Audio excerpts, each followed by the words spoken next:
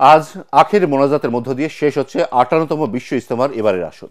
মোনাজাতে অংশ নিতে ভোর থেকেই দলে দলে টঙ্গী ময়দান ও আশপাশের এলাকায় যাচ্ছেন মুসল্লিরা।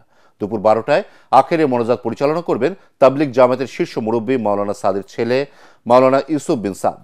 টঙ্গীর তুরাগতীরা বিশ্ব ইজতেমা ময়দানে এখন চলছে হেদায়েতের বয়ান। এদিকে ইজতেমায় অংশ নেওয়া দেশি বিদেশি মুসল্লিদের সার্বিক নিরাপত্তায় কাজ করছে গাজীপুর মেট্রোপলিটন পুলিশ। আখেরি মোনাজাত উপলক্ষে নিরাপত্তা নজরদারি বাড়িয়েছে পুলিশ।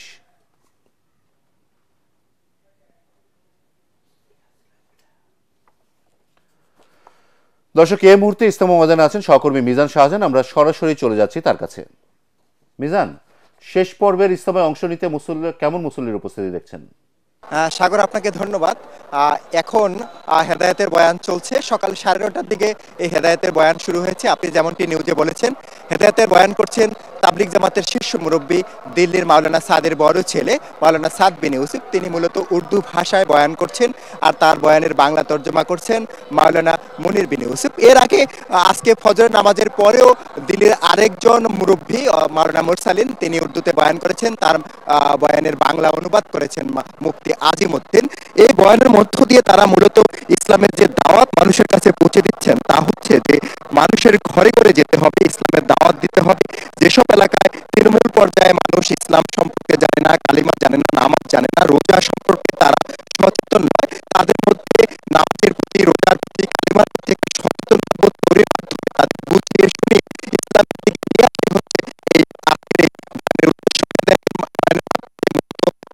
সেটাই মাওলানা সাদ বোঝানোর চেষ্টা করছেন যে এই দুনিয়ায় শেষ নয়, এরপরে যে একটি পরকাল রয়েছে, সেই পরকালে হাসর রয়েছে, সেখানে হিসাব কিতাব রয়েছে, জান্নাত জাহান্নামের বিষয় রয়েছে। সুতরাং যারা ভালো আমল করবে, দুনিয়া হচ্ছে একটি শস্য ক্ষেত্র, এখানে যারা ভালো আমল করবেন তারা জান্নাতে যাবেন, আর যারা আল্লাহর নির্দেশিত পথে চলবেন না, রাসূলের তরিকায় চলবেন না, তাদের জন্য জাহান্নাম অবধারিত। হেদায়েতের মাধ্যমে মূলত এটি তারা বলার চেষ্টা করছেন যে আল্লাহ তাআলা ক্ষমাশীল। যদি মানুষ তার ভুল যদি স্বীকার করে, যদি আল্লাহর কাছে তওবা করেন, ক্ষমা প্রার্থনা করেন, তাহলে আল্লাহ তাআলা মানুষের সব গুনাহ ক্ষমা করে দেন। আর আমি আপনাকে স্বাগত জানিয়ে রাখি যে আজকে হচ্ছে তাবলিগ জামাতের যে দুইটি পর্ব, মাওলানা জুবাইরের অনুসারীরা প্রথম পর্বে দুইটি ধাপে তাদের ইজতেমা করেছেন। এটি হচ্ছে ৭ পর্বের আজকে ইজতেমা, এবং আজকে আখিরি মোনাজাতের মধ্য দিয়ে মূলত এবারের বিশ্ব ইজতেমা শেষ হয়ে যাচ্ছে। ১৯৬৬ সাল থেকে এই টঙ্গীর তুরাগতের ইজতেমা শুরু হয়, যদিও বাংলাদেশে ইজতেমার প্রথম সূত্রপাত হচ্ছে ১৯৪৬ সালে কাকরাইল মসজিদে। এখানে গত কয়েক বছর ধরে সাদ অনুসারী এবং মাওলানা জুবাইর অনুসারীদের মধ্যকার বিরোধের কারণে ইজতেমা দুই ভাগে বিভক্ত হয়ে গিয়েছেন।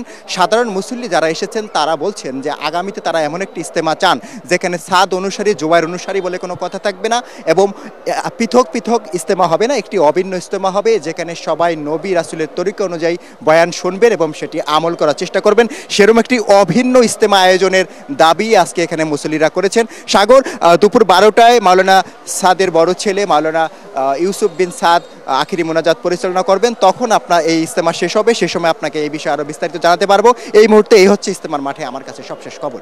সাগর, আপনাকে ধন্যবাদ।